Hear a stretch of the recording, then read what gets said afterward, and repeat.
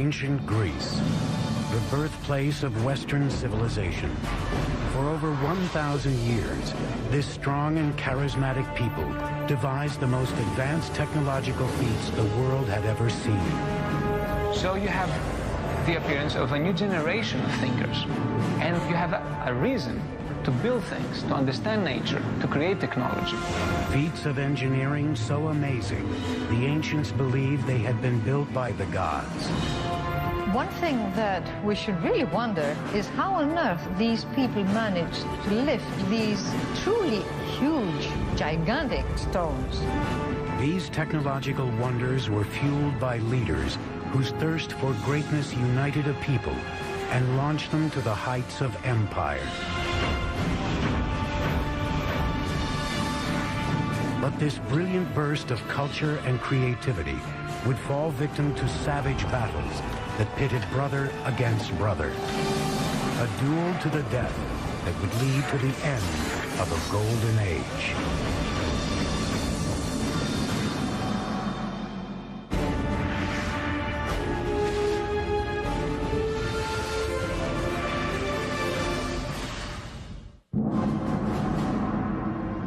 September 480 BC, morning breaks over the island of Salamis and the thin mile-wide strait that separates it from mainland Greece.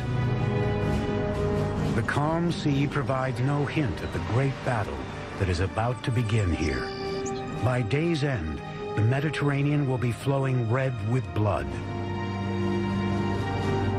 At stake is nothing less than the future and independence of Greece, a country of islands and city-states which lie just outside the reach of the greatest empire in the known world, Persia.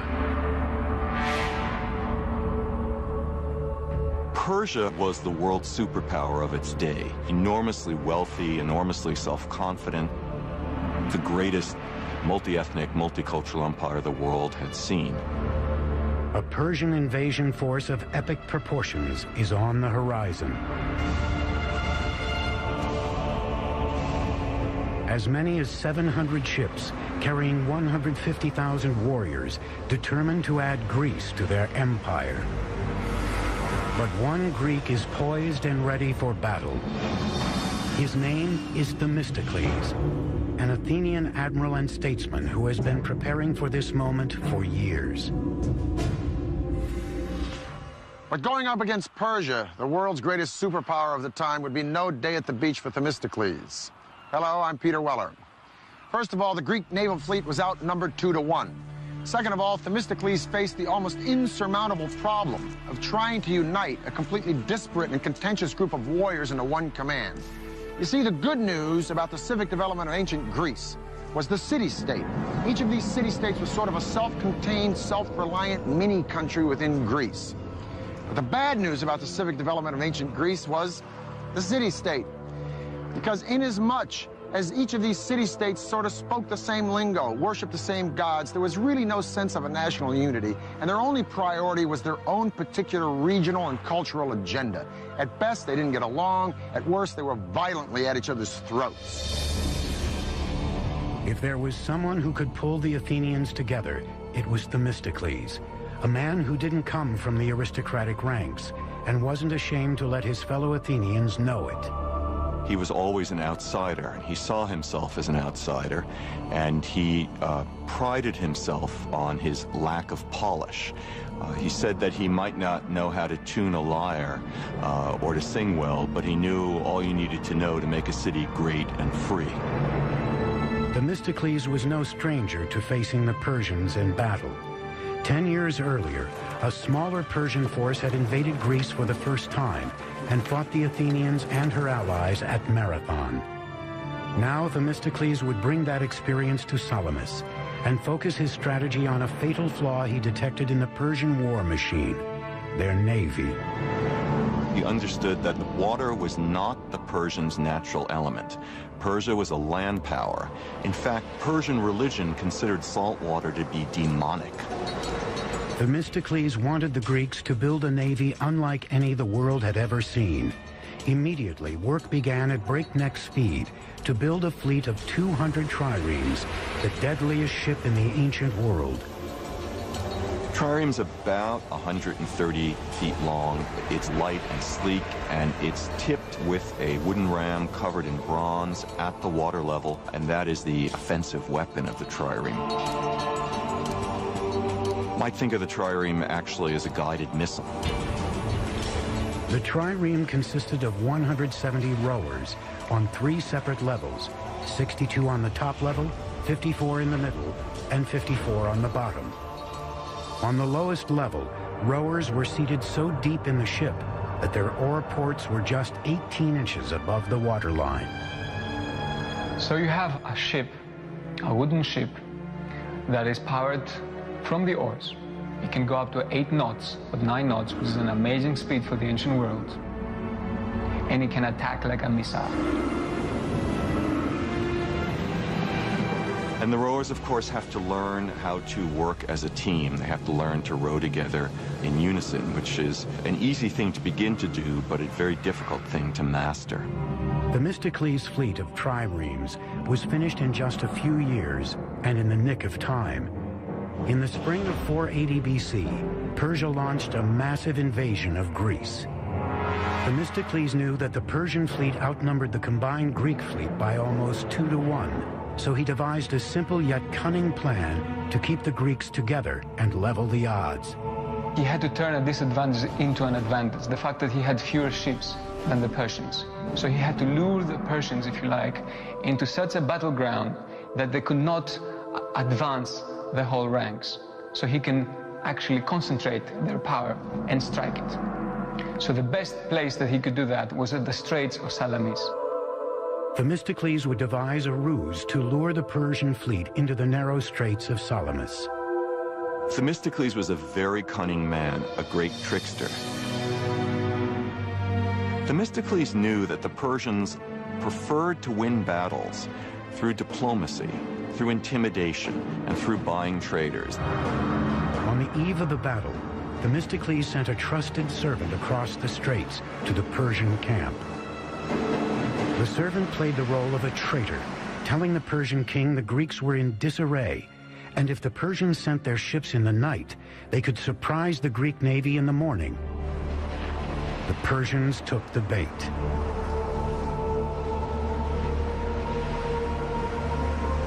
And so at dawn, the Persians discovered to their shock that the Greek fleet, instead of being about to flee, was getting into battle formation, and that they, the Persians, would have to fight. So it was a perfect setup of a battle by Themistocles. Now 200 triremes, powered by 34,000 Greek rowers, formed into a line. There was no room for the Persians to maneuver in the narrow straits. Themistocles had sprung the perfect trap. The attacks raged all day long as the Greek triremes encircled the Persian ships, then pounded them with their forward rams. And the Persian officers died in unusually high proportions. The battle was so confused, chaotic, and unnerving that at the end of the day, the Greeks weren't even sure that they had won. But thousands of lifeless enemy bodies on the shores of Salamis revealed a decisive Greek victory. Some historical sources claim the Persians lost as many as 200 ships to the Greeks' 40. Any Persians that didn't drown were slaughtered by Greek soldiers waiting on shore. Had the Greeks not won the Battle of Salamis, the Greek civilization, or ancient Greece, its values that we all share in our today's world, may never have been there. After the stunning victory at Salamis, Themistocles was hailed as a hero, but his personal ambitions and greed began to add to his many political enemies. It was only a matter of time before the rage of the assembly boiled over. Athens at this time had a practice called ostracism, an annual unpopularity contest, in which the people would vote for the politician who they felt was most disruptive, most dangerous to the political process, and they would exile him for 10 years. In 471 BC, Themistocles was ostracized. In a stunning irony, he was forced to embrace the enemy he had fought so hard to defeat. He would never see Athens again. Amazingly, he was forced to flee to Persia itself, where he found refuge, and he ended his life speaking Persian, working as an administrator for the Persian king, helping the Persians govern Western Asia Minor. Themistocles had played his part in an epic story of Greek power and achievement that looked to a glorious past for inspiration. The legendary tales of the gods and heroes told in epics like the Iliad and the Odyssey. The stories may be myth, but the engineering achievements of these Greek ancestors were very real and still stand today. In the Greek city-state of Sparta, boys began their military training at age 7.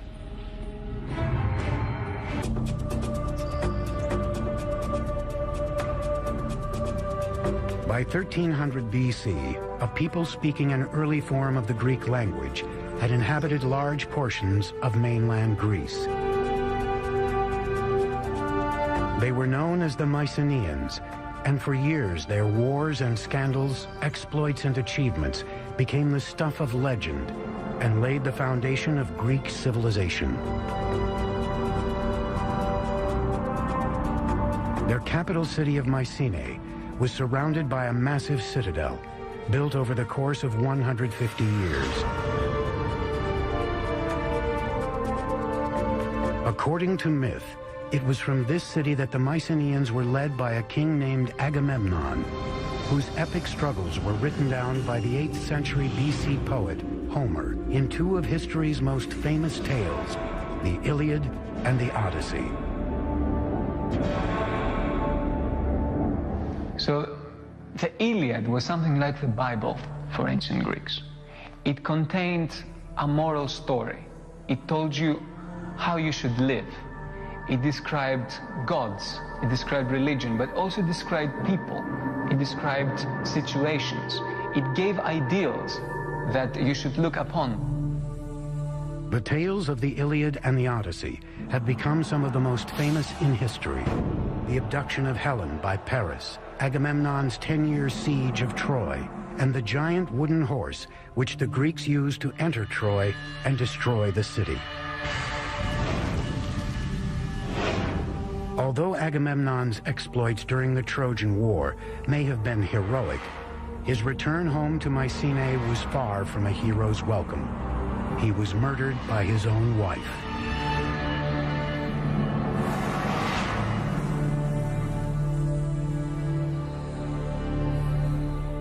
Scholars have debated for centuries whether or not Homer actually penned the Iliad and the Odyssey, or whether he just collected the folk tales of song, or whether he had anything to do with them at all. But if the ancient Greeks came back today, they'd scoff at this pithy harangue. Because of the ancient Greeks, Homer wasn't just some top 40s folk singer, nor was he the best-selling hack writer of some piece of pulp fiction. Homer was an historian. And these legends weren't the bedtime stories to be whispered to the kiddies before the oil lamps were blown out. These were accountable facts.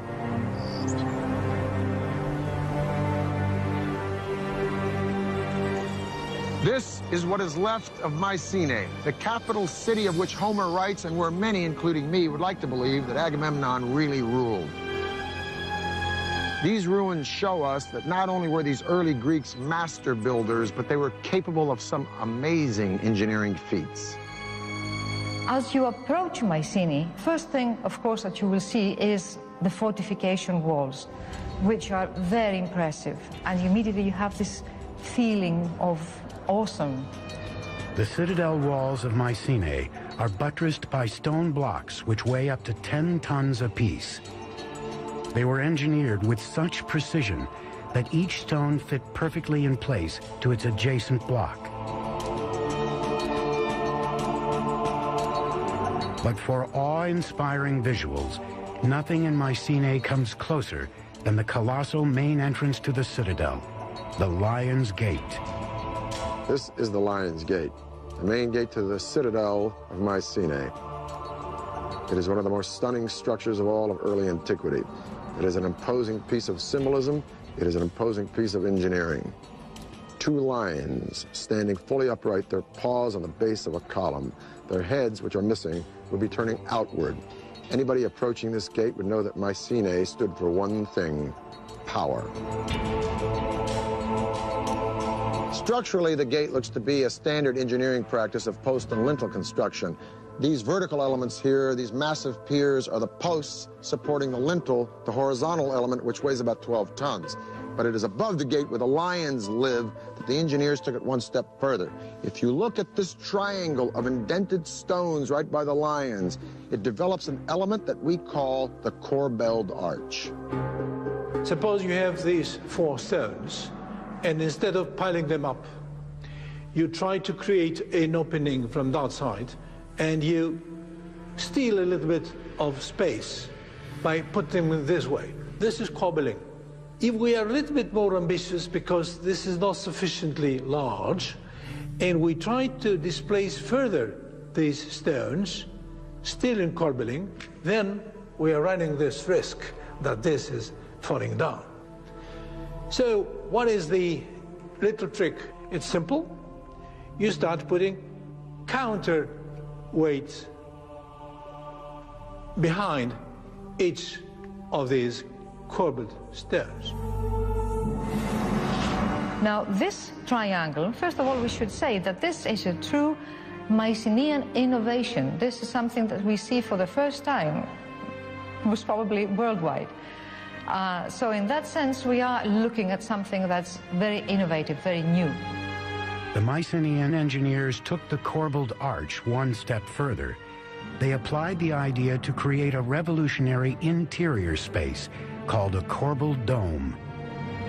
The dome was used in only one kind of construction, a tomb. Like the Egyptians, the Mycenaeans built incredible structures to house their leaders in the afterlife. These tombs are called tholos. Their construction departed from anything the Mycenaean engineers had ever done before. With a circular form, it's completely absent in the architectural minds of the Mycenaeans. The Mycenaeans work with straight lines and right angles. So the circle is just for this kind of structure. So that makes the impression and the symbolism of the circle as related to death even stronger. Building a tholos was a giant engineering feat. The first step would have been to hollow out the side of a hill. So they dug this trench, and this trench would form the dromos, which means in Greek road or way. In this case, it's a walkway to the tomb, and it's flanked on each side by these beautiful almond stones set in lengthwise and edgewise. Now, 3,200 years ago in 1200 BC, a visitor approaching would walk down this dromos, and then he would be confronted by an unbelievably magnificent and stunning sight, this massive doorway. The doorway would be flanked by 2 fantastic columns carved out of solid green marble with zigzag and spiral designs going all the way up. Each one of these massive stones is 2.5 feet tall, and there are 33 rings of these stones laid out in a conical shape. Now, each layer of stone is laid over the lower one in a sort of protruding fashion. That's what we mean by the corbelled style. And then they're shaved down to make it all very smooth. In order for this structure to be stable, you need a constant pressure from outwards inwards, very much like a barrel where you need this band, this metallic band around to keep the rings together. This pressure comes from the addition of earth. As they build, they add earth from around, and quite a lot of earth, and there comes a point when they have finished the beehive structure inside. At the same time, they have built a whole earthen mound on top. Around 1100 BC, this early Greek civilization suddenly and mysteriously disintegrated and disappeared. There's lots of theories about that. I think the most dominant one is new tribes, new barbarian tribes came from the steppes, and they attacked the civilizations of Egypt, they attacked the civilization of Mesopotamia, causing disruption in the trade routes. But that became their fall. With the fall of Mycenae, Greece entered a dark age. Over 4 centuries, its culture fell into a deep slumber. Then, in the 8th century BC, individual city-states began to develop and flourish, each one forging its own identity. competing for economic, military, and engineering prominence. One Greek island in particular, Samos, would see the construction of one of the most amazing engineering feats seen in the ancient world: moving mountains to bring water to the people. The ancient Greeks believed that Homer, the 8th century poet who wrote the Iliad and Odyssey, was actually blind.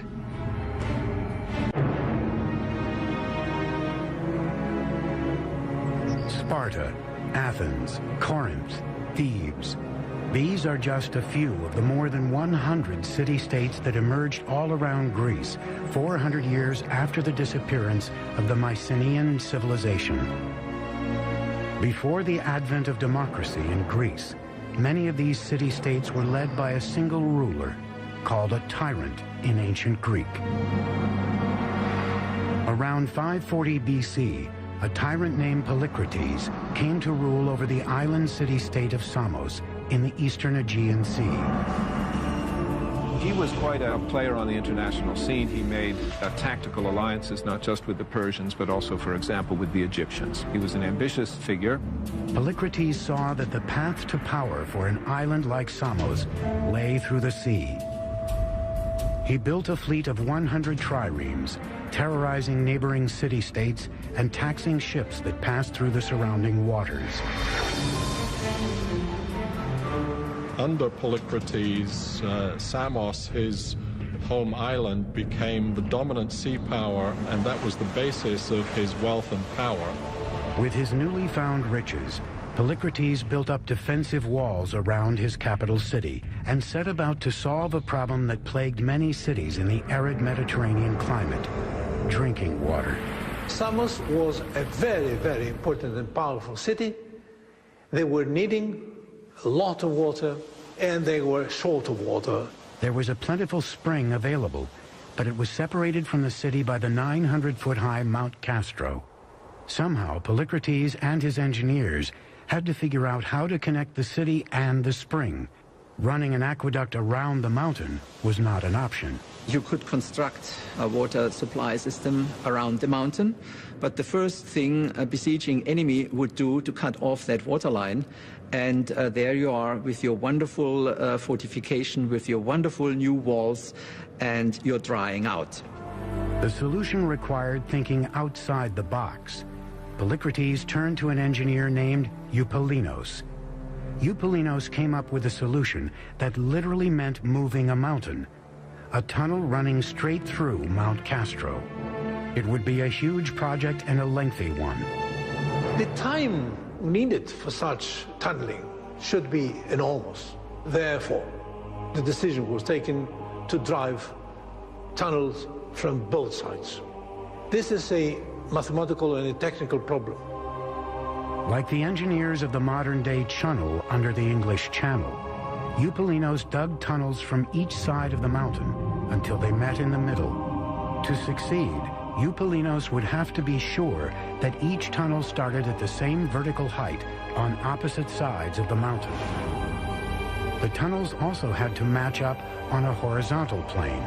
Otherwise, they would pass each other like ships in the night. Without sophisticated surveying equipment, it was a remarkable challenge for an engineer to take on. One theory involves a short walk around a large mountain. By forging a path from the spring to the city in short perpendicular lines, Eupalinos could measure each small length in order to calculate two sides of a right triangle. With two known sides of the triangle, the hypotenuse became the path of the tunnel through the mountain. What made this prodigious feat of engineering even more amazing is that it involved not one tunnel, but two. The main tunnel was dug at a height and length of about 6 feet by 6 feet, but was only used as a workspace to dig a second tunnel, adjacent and below the main one. That would serve as the actual aqueduct. While the work tunnel was dug on a straight plane, the aqueduct tunnel was dug along the side and below. This second tunnel needed to be angled on a slight gradient to allow the water to flow gently downward toward the city. It was a matter of life and death in the dark and dangerous bowels of the mountain. Once they were in the mountains, The difficulties must have been paramount because rock may be moving in unpredictable ways. Water may all of a sudden splash up and cause havoc. This was probably a constant danger. Apart from that, it was dark and needed to be illuminated, and you needed to constantly know where you are in order to keep your line straight. After slight adjustments, the two crews met in the middle almost exactly where Eupalinos had originally determined. The floors of each tunnel connected with only 24 inches difference between them, a discrepancy of less than 1/8% of the tunnel's 3,500-foot length. This stunning engineering achievement may have been the shining moment of Polycrates' reign, but his political fortunes would not prove so bright. The Persian governor on the coast of Asia Minor decided that that degree of autonomy that Polycrates enjoyed was unsuitable to the development of Persian power, and he was arrested and brutally tortured and crucified. Polycrates was just one tyrant among many who ruled the city-states of ancient Greece between 800 BC and 500 BC. The rule of the few over the many was the only form of government humans had ever known, but that was about to change. The city-state of Athens was going to change the course of world history. The visionary leader who would make it happen was named Pericles. His legacy would be an everlasting monument on the Athenian Acropolis that rose above the clouds. An amazing piece of precision engineering called the Parthenon.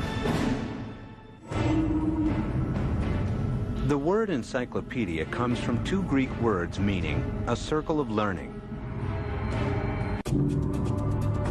In 480 BC, when Themistocles defeated the Persians at the Battle of Salamis, he saved not only Athens, but also its young democracy, which had been born about 25 years earlier.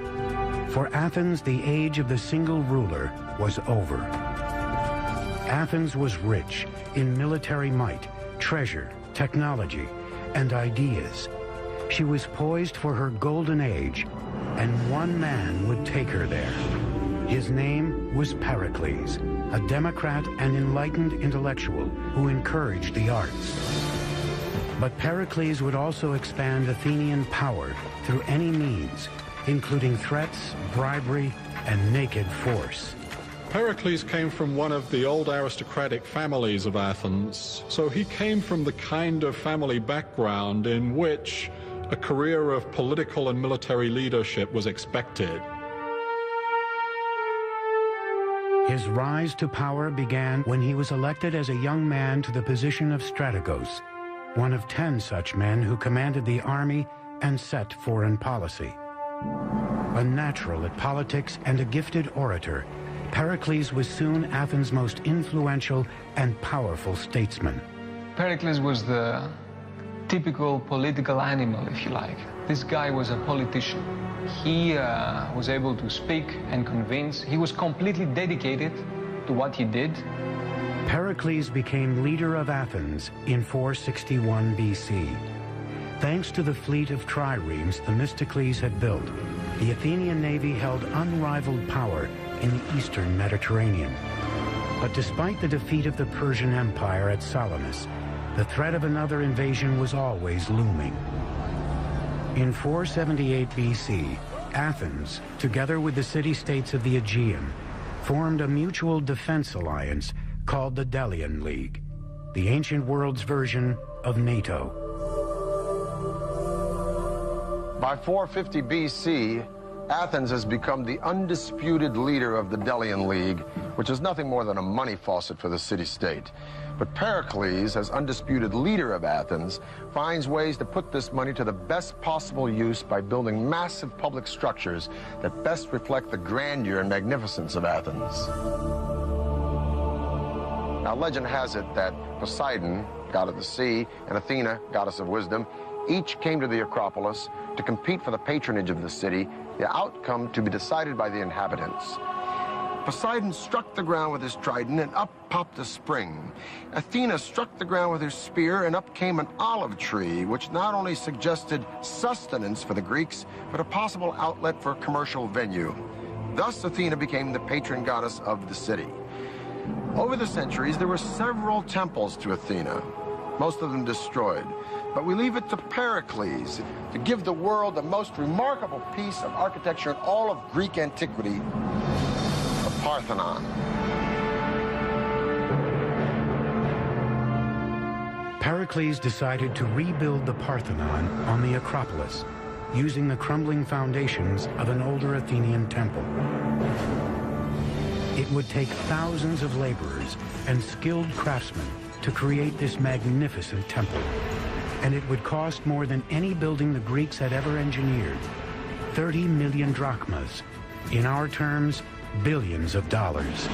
That's an amazing amount, but keep in mind that was a huge state enterprise. Construction on the gargantuan building project began in 447 BC. The Parthenon was to be about 2/3 the length of a football field. Its outer dimensions, 228 feet long by 101 feet wide. The first challenge was to cleave the marble from a mountain quarry 10 miles away. In all, about 30,000 tons of the fine white stone would be needed. In the quarry, workers used the natural cracks of the stone to separate giant marble slabs from the mountainside. The first step is to locate these cracks and calculate if this piece of marble is sufficient for my specific purpose. The second step is to put within these cracks both horizontal cracks and vertical cracks, wedges, iron wedges. Why? Because an enormous energy was given by hammering all these wedges simultaneously, so that the brittleness of the material makes further cracking. Once the giant slabs were ready, gangs of men used levers, ropes, and pulleys to maneuver the marble and prepare the stone for transportation to the Acropolis. But accidents often happened. There was an enormous risk that this big block would slide further on, killing people underneath. But cutting and transporting the marble from the side of the mountain was only half the battle in the construction of the Parthenon. Engineers now had to answer the question of how to lift these 10-ton marble behemoths and erect the greatest temple the world had ever seen. No medals were awarded in the ancient Olympics. A winner received an olive wreath on his head. July 447 BC. Construction began on a magnificent temple on the Athenian Acropolis. The Parthenon was the vision of Pericles, a dynamic and ambitious leader who would take Athens into a golden age never before seen in ancient Greece. It was a statement. We are the most powerful city. We are the cauldron of democracy and free thinking. We have the best people, we have the best army, the best navy. We are the leaders. The Parthenon would differ from most temples of the day, which consisted of a hexa-style construction, featuring 6 columns on one end and 13 on the side. The Parthenon would be a larger octa-style, with 8 by 17 columns. That makes the building very different because they all have basically the same proportions. When you make them larger, you simply scale up everything. To make it wider was to give it an extra dimension. The columns provide the main support for the structure. Each column consisted of 11 separate drums, stacked one on top of the other like checkers. They were carved so that they would perfectly fit when laid together in a column. To do this, the top of each drum was divided into 4 concentric circles, with each ring either smoothed or roughed out, depending on the amount of grip needed to interlock with the next drum. In the center of each drum, masons cut a rectangular notch measuring about 4 to 6 inches square and 3 to 4 inches deep. Carpenters then inserted wooden plugs into the notches, which served to align and center each drum with the one above it. The next challenge was in lifting the enormously heavy drums, especially those for the upper sections of the columns. A single column of the Parthenon could weigh between 63 and 119 tons. A crane is an extremely simple device. You have just a boom, and then you have a series of pulleys, which, as we know, just give you the possibility of taking up a weight of, say, 10 tons by pulling down only 100 kilos. Engineers attach the stone to the crane in one of several ways. The method most often used was to tie the end of the rope to the top part of a metal S-hook, fasten shorter ropes to the bottom of the hook, and then loop these around small protruding knobs called bosses that had been left uncut from the marble for this very purpose. Typically, 4 bosses would be left surrounding the drum or stone block, evenly distributing the force needed to hoist the object. The walls enclosing interior spaces had to be laid down with extreme precision, since the builders did not use mortar. To hold the ends of each block together, builders hollowed out the ends in a double T design. Then iron rods were inserted to clamp them together. After the columns and blocks were put in place, the bosses used to lift them were chipped off and smoothed over.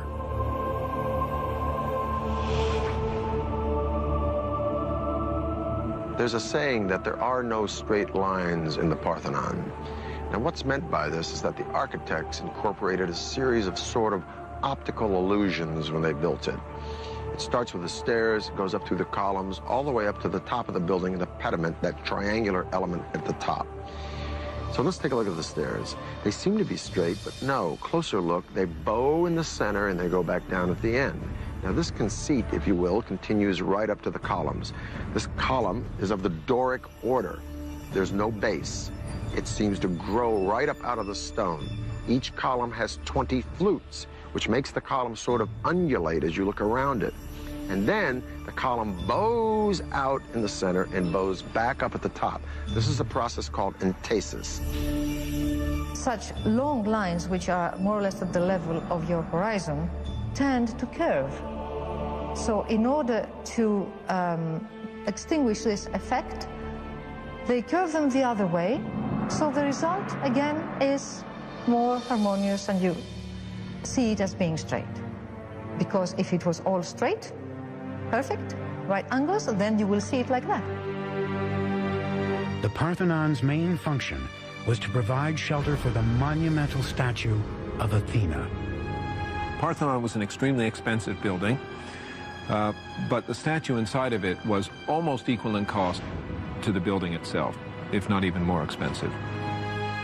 Athena's statue was about 10, 11 meters high. That means 32, 35 feet or so. And it was of the materials gold and ivory. Hundreds of sculptors created lifelike figures that proved the craftsmanship wasn't simply in the engineering. The most famous carving in the decoration of the temple is the frieze running on the interior walls of the Parthenon.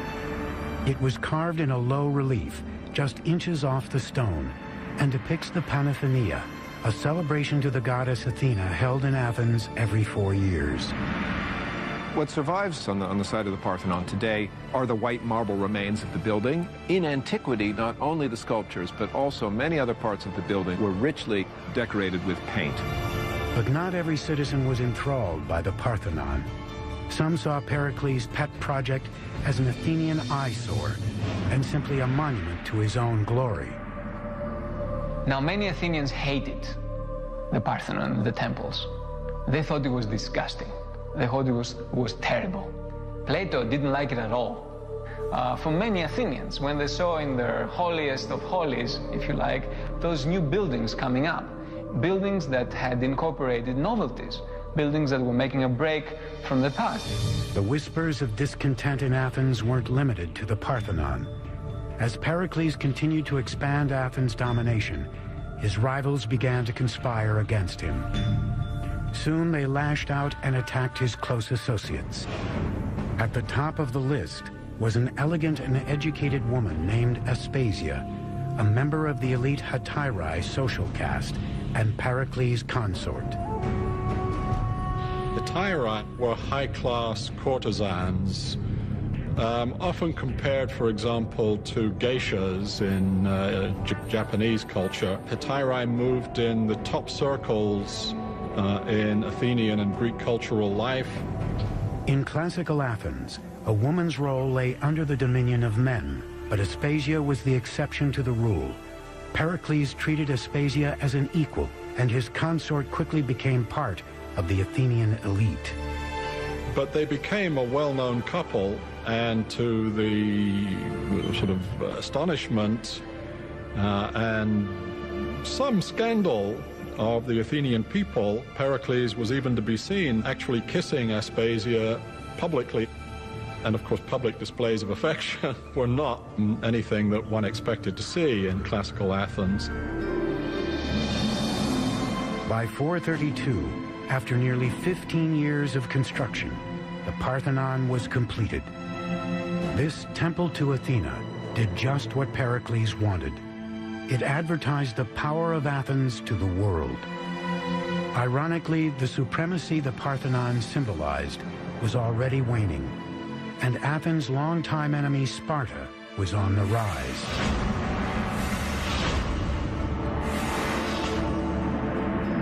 Once Athens had established this great alliance system, or as some people put it, this Athenian empire, and arguably that's what it became, the Spartans began more and more to look askance, as it were, at the Athenians, and eventually, by the 430s, to feel threatened by the Athenians. In 431 BC, Sparta moved on Athens. For 2 long years, Athens held out against the Spartan siege. But Pericles' shining city was about to come under attack by an invisible enemy. After a couple of years, because of the overcrowding in the city of Athens, disease that seems to have come originally from the Near East attacked the Athenian people. It's known as the Great Athenian Plague. Large numbers of Athenians died in this plague. Pericles, now in his early 60s, survived the plague, but was physically weakened and bore the brunt of the blame for the city's misfortune. In 429, with plague and war overshadowing his beloved city, Pericles died.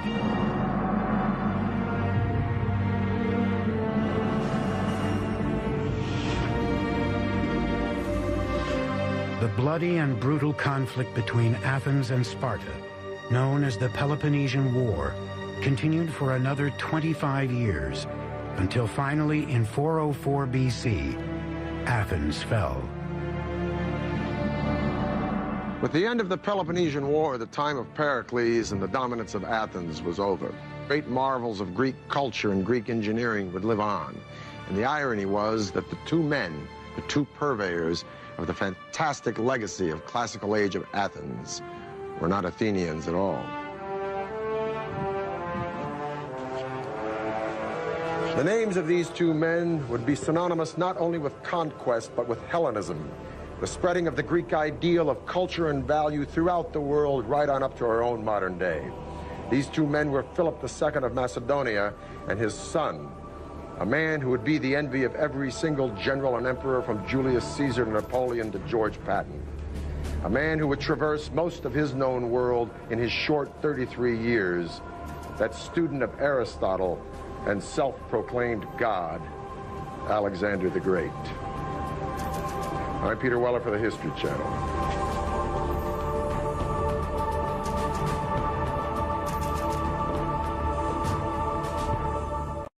He prided himself on his lack of polish. He said that he might not know how to tune a lyre or to sing well, but he knew all you needed to know to make a city great and free. Themistocles was no stranger to facing the Persians in battle. 10 years earlier, a smaller Persian force had invaded Greece for the first time and fought the Athenians and her allies at Marathon. Now Themistocles would bring that experience to Salamis and focus his strategy on a fatal flaw he detected in the Persian war machine, their navy. He understood that the water was not the Persians' natural element. Persia was a land power. In fact, Persian religion considered salt water to be demonic. Themistocles wanted the Greeks to build a navy unlike any the world had ever seen. Immediately, work began at breakneck speed to build a fleet of 200 triremes, the deadliest ship in the ancient world. Trireme's about 130 feet long. It's light and sleek, and it's tipped with a wooden ram covered in bronze at the water level, and that is the offensive weapon of the trireme. Might think of the trireme actually as a guided missile.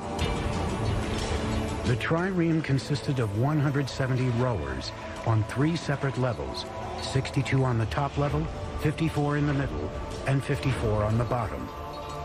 On the lowest level, rowers were seated so deep in the ship that their oar ports were just 18 inches above the waterline. So you have a ship, a wooden ship, that is powered from the oars. It can go up to 8 knots, but 9 knots, which is an amazing speed for the ancient world. And it can attack like a missile. And the rowers, of course, have to learn how to work as a team. They have to learn to row together in unison, which is an easy thing to begin to do, but a very difficult thing to master. Themistocles' fleet of triremes was finished in just a few years and in the nick of time. In the spring of 480 BC, Persia launched a massive invasion of Greece. Themistocles knew that the Persian fleet outnumbered the combined Greek fleet by almost 2 to 1. So he devised a simple yet cunning plan to keep the Greeks together and level the odds. He had to turn a disadvantage into an advantage, the fact that he had fewer ships than the Persians. So he had... His name is Themistocles, an Athenian admiral and statesman who has been preparing for this moment for years. But going up against Persia, the world's greatest superpower of the time, would be no day at the beach for Themistocles. Hello, I'm Peter Weller. First of all, the Greek naval fleet was outnumbered 2 to 1. Second of all, Themistocles faced the almost insurmountable problem of trying to unite a completely disparate and contentious group of warriors into one command. You see, the good news about the civic development of ancient Greece was the city-state. Each of these city-states was sort of a self-contained, self-reliant mini-country within Greece. But the bad news about the civic development of ancient Greece was the city-state. Because inasmuch as each of these city-states sort of spoke the same lingo, worshiped the same gods, there was really no sense of a national unity, and their only priority was their own particular regional and cultural agenda. At best, they didn't get along. At worst, they were violently at each other's throats. If there was someone who could pull the Athenians together, it was Themistocles, a man who didn't come from the aristocratic ranks and wasn't ashamed to let his fellow Athenians know it. He was always an outsider, and he saw himself as an outsider, and he... Ancient Greece, the birthplace of Western civilization. For over 1,000 years, this strong and charismatic people devised the most advanced technological feats the world had ever seen. So you have the appearance of a new generation of thinkers, and you have a reason to build things, to understand nature, to create technology. Feats of engineering so amazing, the ancients believed they had been built by the gods. One thing that we should really wonder is how on earth these people managed to lift these truly huge, gigantic stones. These technological wonders were fueled by leaders whose thirst for greatness united a people and launched them to the heights of empire. But this brilliant burst of culture and creativity would fall victim to savage battles that pitted brother against brother. A duel to the death that would lead to the end of a golden age.